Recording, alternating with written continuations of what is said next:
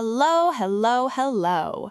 Welcome back to the Octo English Academy podcast, the show where English feels like a conversation, not a classroom.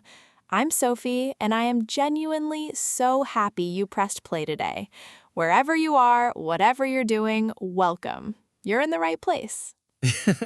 Hello, everyone. I'm Jamie, and yes, Sophie means every single word of that welcome. This is a judgment-free zone. No grammar stress. Just two people, a topic, and a lot of real life. That is exactly what this is. And before we get into today's topic, a little warm ask from us. If this podcast is helping your English feel more natural, more confident, more human, please like it, subscribe, and share it with someone who's on the same journey. You sharing it might be the thing that changes someone else's day. And it helps other learners find us. So really, you'd be doing a good thing for the whole community. Okay, today's episode. And this one came from a listener, someone who sent us a message that said, Sophie and Jamie, I never know when to use much and when to use many. It makes me stop every time I try to speak. And I loved that message, because stopping mid-sentence over two little words, I know that feeling. I know it too, and honestly, it stops a lot of people. Very confident speakers, people with wonderful vocabularies, people who have been learning English for years. They still pause on this one. So if this is you, you are in very good company. Today, we're going to fix that. Gently, naturally, with real-life examples that actually sound like things humans say. No grammar stress. Real life, please. Real life, always. But first, how are you today, Sophie? Honestly. Honestly, I'm a little tired today. I stayed up too late reading, and now I'm on my third cup of tea pretending I'm fine. That is the most Sophie answer possible. I'm actually in a good mood today. I went for a walk this morning. Nothing special, just around the neighborhood. And something about the air made everything feel easier. I love that. And to our listeners, pause for just a second. How are you today? Say it out loud. A full mini sentence. I am feeling blank today because blank. You're already speaking English, and you're already doing great. Okay, much and many. Let's get into it. And let's start, as always, with how it feels. So here is the core idea, and I want you to forget rules for a moment. Just feel this with me. Think about water. Can you count individual drops of water in a glass? Not really. It's just water, a quantity, a mass. You can't pick up one water and say, look at this water. It flows, it fills. You measure it, you don't count it. And now think about glasses. You can pick up one glass. You can count one glass, two glasses, 5 glasses on the table. You can see each one, touch each one. They're individual things. That is the heart of much and many. Much is for things you can't easily count, things that flow, things that exist as a mass. Many is for things you can count, individual, separate, countable things. Let's do real-life examples. And let's start with much. Real life, please. I don't have much time this morning. Can you count time? Not really. You feel it. It flows. You have a lot of it or a little of it. Much. There isn't much milk left in the fridge. Milk flows. You don't count milks. You have a lot of it or not much of it. She doesn't carry much stress about small things. Stress isn't something you count. It's a weight, a feeling, a mass, not much stress. Feel those? They all belong to a world of things that can't be separated into neat little individual pieces. Now, many. Real life, please. There are many people waiting outside. You can count people. 1, 2, 5, 20. They're individual. Many. I've made many mistakes in my life, and I'm proud of each one. Mistakes are countable. This mistake, that mistake, many mistakes. She has many friends, but feels lonely sometimes. Friends are individual people. You can count them. Many friends. Do you feel the difference? Much is like a cloud, big, present, but you can't pick out individual pieces. Many is like a handful of stones. You can count them, touch them, separate them. I love that. A cloud and a handful of stones. Now, let's do a contrast pair because this is where it really clicks.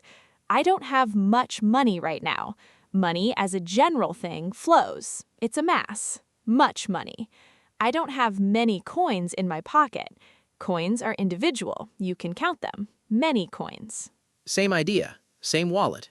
Two different ways of looking at it. And both are correct depending on what you're focusing on. Here's another one. There isn't much traffic today. Traffic is a general mass of movement. You don't count individual traffics. Much traffic. There aren't many cars on the road today. Cars are individual, countable. Many cars. Beautiful. Same morning, same road, same observation. But the word you choose tells us whether you're seeing the whole picture or the individual parts. And now, listener participation moment. Say these out loud. Ready? I don't have much energy today. Feel it. It's a mass. It's a weight. I have many reasons to keep going.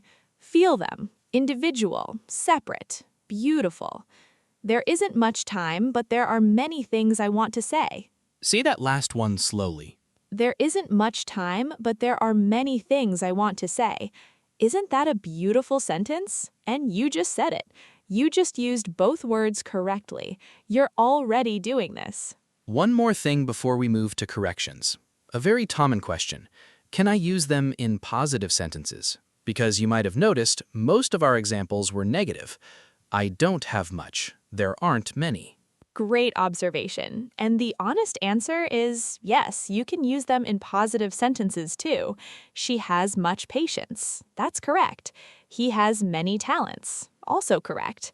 But in natural spoken English, positive sentences usually use a lot of instead. It sounds more natural, more relaxed. She has a lot of patience. He has a lot of talents. That's how real people talk. Much and many appear most naturally in questions and negative sentences in everyday conversation. Real life, please. Always. Okay, mistake correction time. And I want to say this before we start. I hear these mistakes all the time from beautiful, intelligent, hardworking learners. These mistakes do not mean you're failing. They mean you're trying, and trying is the whole thing. Making a mistake is not a crime. Let's fix it gently. Mistake number 1. I have much friends at work.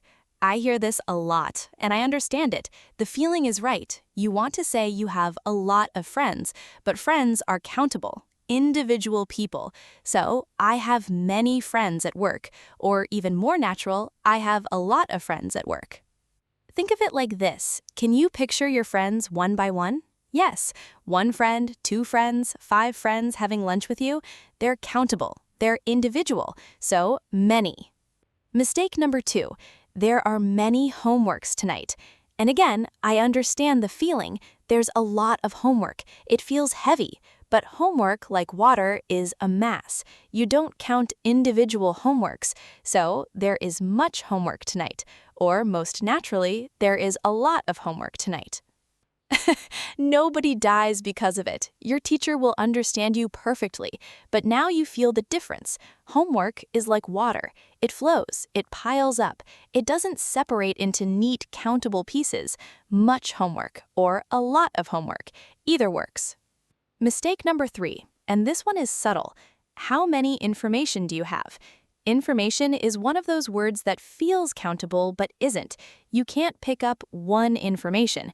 It's a mass, like water. So, how much information do you have? Some words in English feel like they should be countable, but they aren't. Information, advice, knowledge, news, furniture. These are all cloud words. Much, not many. Advice is a beautiful example. She gave me much advice, or she gave me a lot of advice, but never she gave me many advices. Advice doesn't have a plural. It's always a cloud. Let's slow down for a second and just appreciate how far we've come in this episode. We started with a feeling, clouds and stones, and now you have real examples, real corrections, and real understanding. That is not nothing. That is everything. That is real English. Okay, let's bring this all together with a short story. Same character, same day, both words. Ready?